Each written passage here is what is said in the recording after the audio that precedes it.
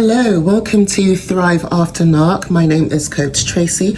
Now, I work as a body transformation coach and I help women bring their most confident self to the table. If you've watched my channel, you'll know that I had spent many years being married to a narcissist and have shared my story as to how I've overcome that. And I want to share with you all of the things that I've learned to get myself not only back on track, but to a better version of who I was before I allowed a toxic person to wreak havoc on my life and my finances and my body. So we are going to talk about dating today. When it comes to people who are healing from narcissistic relationships, many of us will have come from a place where we recognize the dynamic from family situations. So you could have like a sibling or a parent who was a narcissist, but you might not have recognized how it manifests in a relationship situation. So there's a lot of work to do when it comes to healing. Many of us will either be codependents or, in my case, hyper independent. And you might think that because a lot of the content out there for narcissist survivors are geared at codependence, because codependents are your typical people pleaser, people that tend to want to fix things that are broken because it fills that gap that they missed as a child. And then there's the hyper independents who are pretty much the same coin, but rather than being codependent or, but we are so used to picking up the slack, thinking, oh, I've got this, I can do this myself, no one's going to rescue me, and to take on so much more than is humanly possible. We struggle to ask for help and then end up drowning. That's a hyper independent person. If you've watched my story, you'll know that when I got married to my ex, he had lost his job and I ended up, supporting him. He didn't feel it was the man's role to do the housework. Now, a codependent might be, trying to do all of those things. But for me, I was very much pushing back against, well, we're supposed to be a partnership and I would like you to, while I'm working two jobs, to please pick up the housework, even though it's not the typical gender role for a man. It's not my typical role as a woman. He's supporting the household. So a hyper independent has no issues saying that. They also have no issue in if it's a temporary situation, they will roll up their sleeves and say, yeah, we can get through this, we can get it done. They are very much used to being workhorses. They've either had to pick up the slack for a family member, a sibling, or in a past relationship, but it's a situation where they have needed care as a growing person and it's not been there and they've just gotten on with it. And that is just as dangerous to your health, especially your emotional health, when you're as a codependent, when you're an adult. So whichever one your issue is, and if you think you don't have an issue, my friend, you need more work. We are all fucked in some way. You do need work. And I say this, I'm partly speaking to myself because, as I said, when I was looking at a lot of content, when I was trying to make heads or tails of what the hell is going on in my relationship, and then how to come out of the relationship, and then how to heal, it was all aimed towards codependent people, and I could not relate. And I remember saying in this Facebook support group, I really don't relate to any of these things. I don't feel like I've ever needed anyone. I'm sufficient by myself. In fact, I'm overly sufficient by myself. And there was a minority of people saying, yeah, that's the other side of the coin. That's hyper independence. It is literally the same thing. It's just manifested in a different way. So I digress. Heal the things, or start working on those things that drew and kept the narcissist in your life before you start dating. Now, it doesn't mean you have to be completely healed, because unfortunately, the more healed you are, the less you find other people attractive, which is actually a good thing, but it also brings down your compatibility with others too. So it can feel very dark and lonely. But actually, the peace that you get from kind of not only enjoying your own company, working on your own goals, focusing on you, doing things that make you happy, like you can see I never stop smiling, life becomes so beautiful on your own that you are only willing to accept people that add to that, and that is friendships, family relationships, and romantic relationships. So all of your relationships are going to be affected by healing, and that is difficult. It's going to hurt. You're going to go through a painful transition, but when you come through the end of it, I promise you it's worth it. So I digress again. Let's get to dating. On the proviso that you have been working on yourself and that I'm not expecting you to be perfectly healed. We are all a work in progress. Most of these pages will tell you this, and it is so true. Some of you will have to find out the hard way, but stay off the dating apps and avoid people that contact you through social media. So I get a lot of the kind of social media DMs and comments and date requests and people trying to be friends, people wasting my time professionally, which is why I only work with women, but men will book a consultation saying that they want body coaching when really they just want to waste my time, try and get my number, date. It's like, hello, I'm self-employed. You are literally wasting my time and money, and it's so disrespectful of my time. Someone I would find attractive would respect my time without even looking at your physicality. So there we go. Stay off those dating sites. Reason being is that a lot of narcissists, both male and female, use it for validation. There's not many people on there that might be looking for what you're looking for. So if it is, you know, jumping back in the saddle, maybe having something casual without allowing them to mess with your brain, then that's fine. If you want to begin the process of having healthy interactions again and healthy dating, I call it dating with potential. See, there's a difference between dating someone where you know it's never going to go anywhere and actually making connections that might lead to somewhere. Doesn't mean you're going to marry the next person you date. Finding your partner, your one, is literally finding a needle in a haystack, so you need to be patient. You're gonna find that needle if you are always at home or at the gym with your headphones and your hoodie on, which is me. But what you need to do, and this is why the healing journey is so important, is that when you're in a long-term abusive relationship, you will lose lots of yourself. So you stop doing things that make you happy because you are so overwhelmed. So with me, because I was working a lot and my office was an hour and a half away from our family home, I was exhausted at the weekends. I have an autoimmune condition called sarcoidosis, so I get a lot of inflammation in the body, in the lungs. I feel really run down when I'm stressed, and I was in a high stress situation. So you lose a lot of the things that make you happy. Remember when I split up with my ex, I was living in Thailand because we had moved out there together, and my male friends, completely platonic. I had zero interest in dating or sex after I had broken up with Nick. And not because I wasn't over it. I was over our marriage long before it ended. It was because I really genuinely thought for a period that I might be asexual. I'm not. I just was so turned off sexually.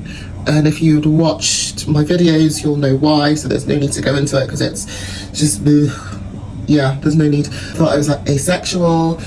I wasn't particularly drawn to anyone. We're in lockdown. Of the guys in my area because it's next to like a big UFC training camp. There's loads of kind of fighters, so everyone's really in shape, but they're also on a different kind of life phase to me, so not necessarily my type. And no offense, because a lot of my friends are professional fighters, but people that get repeatedly punched in the head are kind of tapped. Like, they really, we're not compatible. But one of my male friends asked me what my type was, what I wanted in a man, and this was about maybe six weeks after I'd broken up with Nick, and I literally had no idea. I haven't dated anyone else apart from my ex in 8 years. So I haven't thought about what I look for in a new partner, because when I got married, that was supposed to be it. But you know, we live in modern times, and the dating scene has changed since the mid-teens, so 10 years ago. Like, nowadays, people want to eat your ass without even knowing your name. It's different. For me, traditional values is something that's really important. That's always going to be what I look for in a man. What I don't want is kind of the opposite of traditional values. So I would always say focus on what you do want. So the opposite of traditional values would be someone who has no spirituality or faith, doesn't see the value in the opposite gender, or if you're same sex, then the same sex, believes in transactional relationships over true connection and partnership, who believes that a man and a woman, we are equal but in very different ways that complement each other. Major one for me is I do not want someone who has had a lot of sexual partners. I know that a lot of men will say, especially a vast number of my male friends, will say that it doesn't make a difference if a man has had a lot of sexual partners. It really does. I want someone to respect their body and their sexuality as much as I do. Obviously not to as much of an extreme, unless they've also had a couple of very long-term relationships. Their number is going to be significantly higher. So it's not necessarily about the number, it's, does this person have dick discipline? Do they need to go home with someone every weekend? Do they need to use apps, sexual partnership and validation? Do they have a porn addiction, meaning they might be more desensitized to sex, more attracted to extreme things? The more sexual experiences you have with different people, the more kind of kinks you develop, the less you want to explore with one person, because you like what this person did here and that person done here, etc. And it's really interesting because this is something that I didn't get until after I had like a few short relationships after divorce. And it's something that Dr. Umar said. Now, he's not someone that I watch a lot, because he does say a lot of controversial things, especially how do you even say it?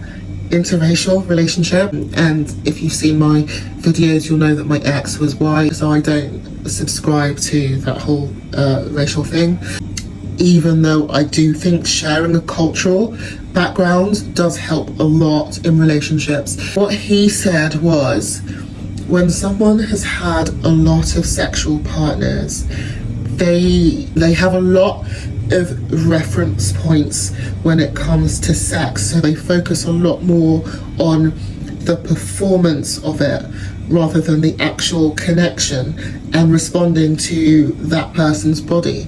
So sex becomes something where you're competing against 50, 60, 100 plus of their ex-partners instead of 4, 5, 6, which is a huge thing to live up to. And obviously when I got married, I'm not going to be talking about my number on the internet because that's really personal. It was extremely low.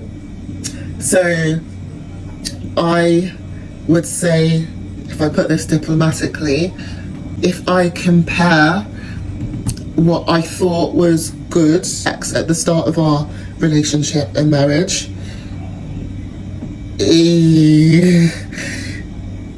when you expand, you kind of realize that actually that's what you were happy with is actually it's not that good. It's okay.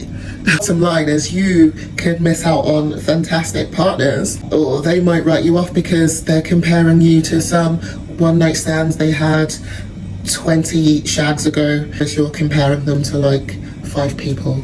So it just doesn't work. Like, sex is something that if both partners are willing, you can both make magical. And obviously someone who is compatible with me on a lifestyle level, so you know they are going to be someone who looks after their health, they eat well, they train. Doesn't have to be bodybuilding like myself. I'm not actually physically attracted to competitors or bodybuilders, but I do like an athletic person. Could be any sport you like. Just keep yourself healthy in a way that you enjoy. Why I say avoid dating sites and social media is that you want to start getting out into the world, and it has nothing to do with dating initially. But if you are taking care of yourself and glowing up, which I am going to be covering in future videos, then that will happen as a consequence. I'm an IFBB pro, so a professional bodybuilder, and that sport is something that I do very much by myself. I have my own training program, so training is very focused, but it's also very lonely. You don't meet many people there, and if you do, they're also bodybuilders, which I've said is not my type for several reasons. Mostly the steroid use. Physically, it's not my type. I am attracted to more of it's gonna sound terrible, more of an intellectual type than your typical bodybuilder, of a entrepreneurial mind than an athlete. So if they have a combination of the two, fantastic, but I would always choose a corporate or entrepreneurial guy over a bodybuilder. When I'm making these recommendations, they are not specifically with dating in mind. As I said, this will come as a consequence, but I want you to try new things and also try things that you used to like and see where you go with that. So when I say try things that you used to like, before I started bodybuilding, I was into Muay Thai and CrossFit. So these are two things that I took up again. Took up group classes in the local area. So my local area was Phuket at the time, and I was there for 3 years. And now I do that in London and Spain, and also High Rocks. So all of these things get me meeting new people. So it's new men and women as well.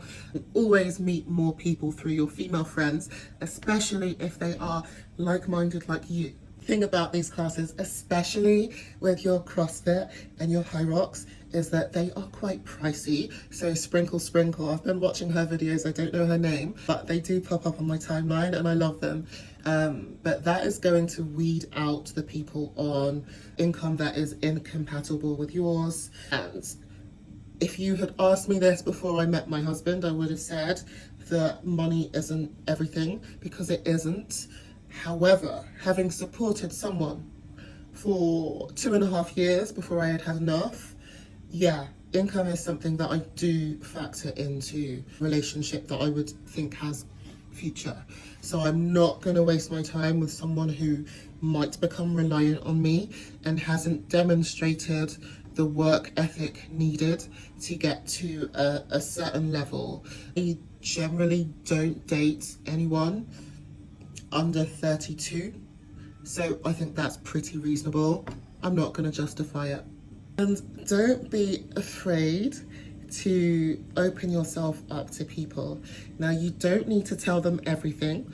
I'm an oversharer, as you probably worked out. I'm on YouTube telling but pretty much my life story. I've left out some details just to keep it kind of PG. So I do remember to pull back on those things, not because I want to close myself off to anyone. There's 2 reasons. So a lot of therapists will tell you that, especially if you've been in an abusive situation, if you're on a date with the wrong kind of guy, or you're in the early stages of a relationship with the wrong kind of guy, him knowing what you've put up with before might be a green light for him to say that he can get away with that later and not treat you like you deserve. And secondly, keep it playful. You're getting to know each other on like a base level at first. Keep a little bit of mystery to you. You want the first date to be fun, playful. How does conversation flow? Are they a gentleman? Do they have the beginning signs of what you want. You don't need to discover everything on one date, because where's the fun in that? To recap, you want to expand your hobbies, expand your social circles, so do things that you love, not just places where you might meet men. I love cookery. I wouldn't necessarily say that I would meet someone that I would be compatible with there, but that's another like hobby that I do. Like right now I'm in Bali and I'm going to take a Balinese cooking course. Travel a lot, go to travel meetup groups as well. So it's not necessarily that you will find someone in those groups. You're not going for those reasons, especially when you're traveling. You're unlikely to be in the same kind of city, but you get so much more at ease with talking to people, with being, comfortable and confident, especially if you've had a long period of not, of having your confidence and your self-esteem knocked. Those new interactions are really going to help you when it comes to having one-to-one conversations on a date. Do you need to do the cosmetic work, girls? Take care of yourself. Actually, what's interesting with me is that when I'm not wearing makeup, so I do look after my skin, my hair always looks good, so it's always done, my lashes and brows are always done.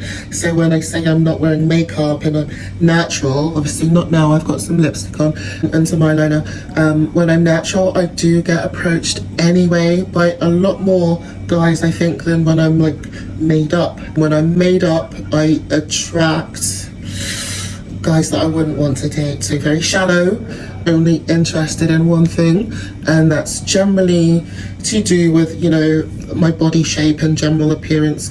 People don't tend to think there's a brain in there or that I'm easy. So take care of your appearance and dress like what you want to attract. That's what I'll say. Because if you're an attractive woman, you're going to attract everyone. We are not who we attract, we are who we entertain. That's a big difference. So don't entertain anyone's dusty sun. If you like someone, you don't need to chase them, but you can give them plenty of non-verbal cues that make you more approachable so that they can come to you as the queen you attract. I hope that helps, ladies. So, and gentlemen, of course, on your journey to bettering yourself, doing all those things that you love, taking care of your body, taking care of how you look on the inside and the outside, you will find somebody, I promise you.